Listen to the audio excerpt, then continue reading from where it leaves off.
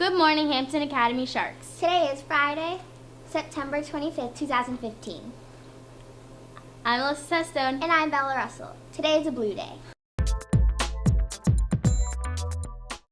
Sixth graders will be doing recycling today. Please place your bins outside in the hall. Thank you.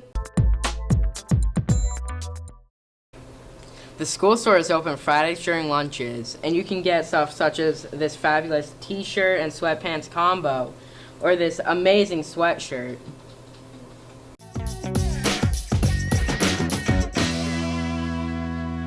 I'm here with Ryan Bean. This year we're trying something new, Shark Block, which meets every day. So Ryan, what are you doing in your Shark Block? We just finished up a project. We had to make a tinfoil boat to see how many pennies it could hold while still staying afloat in water. Nice. And what was the learning goal of that project? Some learning goals were like working as a team and like engineering concepts. Awesome. Thanks, Ryan. I'm here with Kaylee Miranda. So, Kaylee, what are you guys doing in your Shark Block? We are reading nonfiction books, and we're trying to do it for pleasure instead of just reading it for like informational purposes. And what's the learning point of this? To prep us for high school, because they believe that we're not reading enough nonfiction already, so they want us to be ready to read more. Cool. I'm here with Kendall Lurvin and Leah Fowler. So Kendall, what are you doing in your Shark Block this year? We are working on fractions and decimals, and we're just finding out which one goes with which, and we're playing a bunch of group challenges to go with it. Nice. And Leah, what is the learning goal? The goal is to try to memorize what decimal goes with what fraction. Awesome. Thanks, guys. I'm here with Bella Marquis. So Bella, what have you been doing so far this year in Shark Block? We've been reading a book called Tangerine, and our Shark Block teacher has just been reading it to us, and we've been following along and discussing it. Awesome. And what do you think are the learning goals of reading Tangerine? To learn about like comprehension and like practice our comprehension and practice the series of a story. Nice. Thank you, Bella. I'm here with Julia Stata. So, Julia, what have you been doing in Shark Block this year? This year we have started a project about environmental issues in Hampton. Awesome. And what is the learning goal of the project? The learning goal is to figure out how to solve the environmental issues. Nice. Thanks, Julia.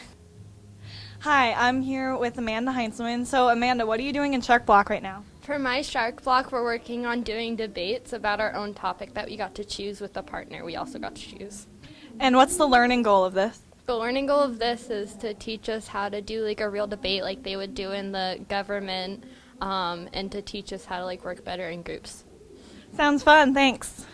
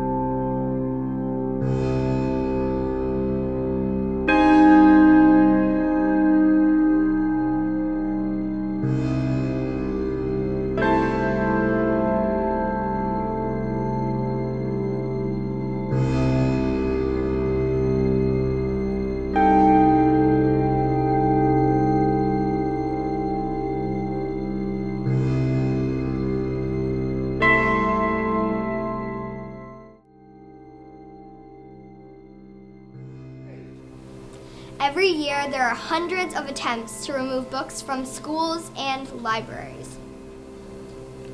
Banned Book Week was launched in 1982.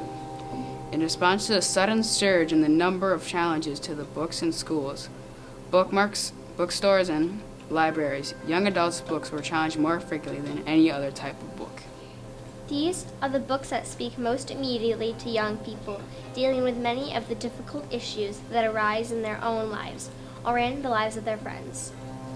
These are the books that give young readers the ability to safely explore the sometimes scary real world. This Banned Books Week is a call to action to remind everyone that young people need to be allowed the freedom to read widely, to read books that are relevant for them, and to be able to make their own reading choices. Celebrate your freedom to read and right to choose your own book during Banned Books Week. Go to Banned Books Week at bannedbooksweek.org to learn more.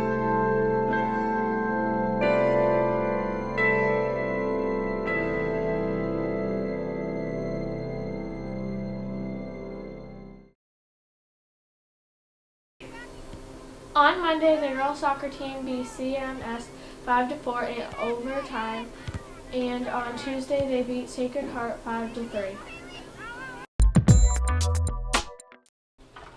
And now for the weather. We did have 9 weather photos this week. Keep sending them in.